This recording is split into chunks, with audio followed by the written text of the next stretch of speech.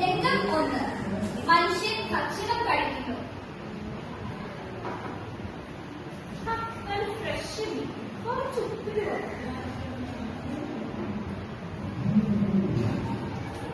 കടലിൽ നിന്ന് വന്നാണ്, പക്ഷേ പ്ലാസ്റ്റിക് വേണ്ടിപ്പോയി.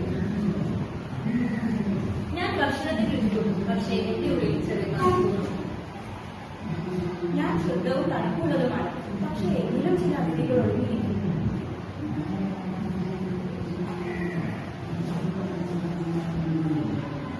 രംഗം 2. മൈക്രോ പ്ലാസ്റ്റിക്കിന്റെ പ്രവേശനം.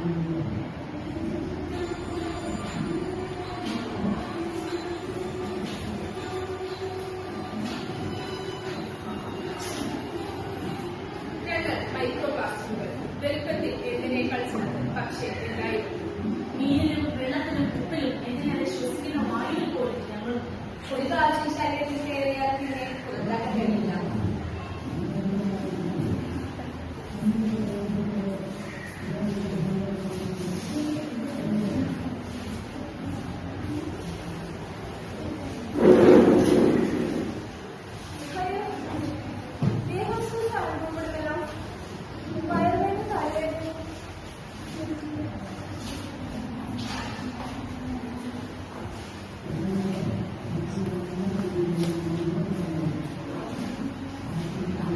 രംഗം 3.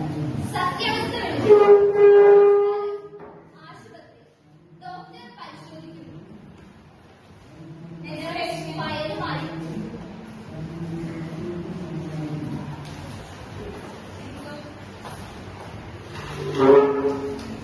ശരീരത്തിൽ എന്ത് ബുദ്ധിമുട്ടാണ് അനുഭവപ്പെടുന്നത്?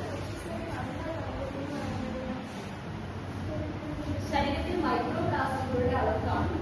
ഇവ ഭക്ഷണത്തിലൂടെയും വായുവിലൂടെയും ശരീരത്തിലെത്തുന്നു. 5 മില്ലിമീറ്ററിനും താഴെയുള്ള പ്ലാസ്റ്റിക് കഷ്ണങ്ങളാണ് മൈക്രോ പ്ലാസ്റ്റിക്കുകൾ. ഇവ രക്തത്തിലൂടെ ഹോർമോൺ തകരാറ്, രോഗങ്ങൾ, ക്യാൻസർ വരെ ഉണ്ടായിരുന്നു. എന്റെ ശരീരത്തിൽ മൈക്രോ പ്ലാസ്റ്റിക്കോ? ഞാൻ നല്ല ഭക്ഷണമാണ് കഴിക്കുന്നത് കരുതിയത്. ഓരോ ആഴ്ചയും മനുഷ്യൻ 5 ഗ്രാം പ്ലാസ്റ്റിക് വെട്ടിക്കൊണ്ടിരിക്കുന്നു. ഒരു ക്രെഡിറ്റ് കാർഡ് വെട്ടുന്നത് പോലെ.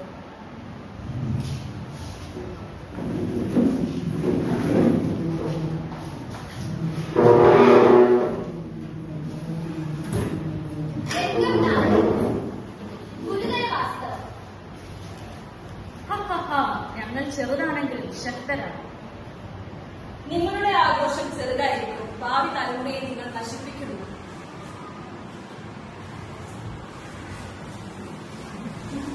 രംഗം 5. കുട്ടിയുടെ വയൽ.